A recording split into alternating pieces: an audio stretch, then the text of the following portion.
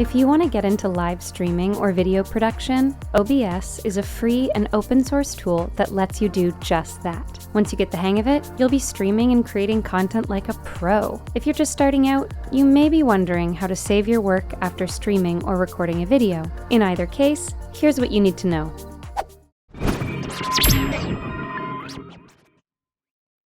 Before we begin, ensure that your OBS app has been updated.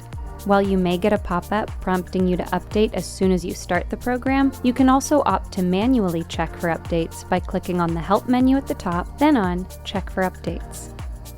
Note that if you use OBS for streaming or broadcasting, you'll need to click on Start Recording right after clicking on Start Streaming to save your stream to video. OBS will confirm that you're both live and recording by displaying Live plus Rec at the bottom right of the screen. Once you're done recording, click on Stop Recording, and OBS will automatically save it to your Videos folder by default. If you don't see them there, you can access your recorded video by opening the app, then clicking on File, then Show Recordings.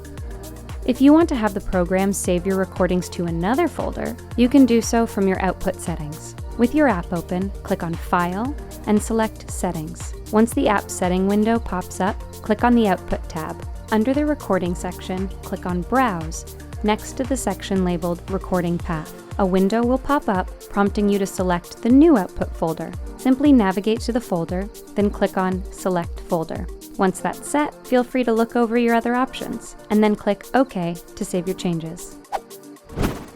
If you like this guide, make sure you subscribe for all sorts of videos covering OBS and other technology. And don't forget to check out one of these videos we think you might enjoy.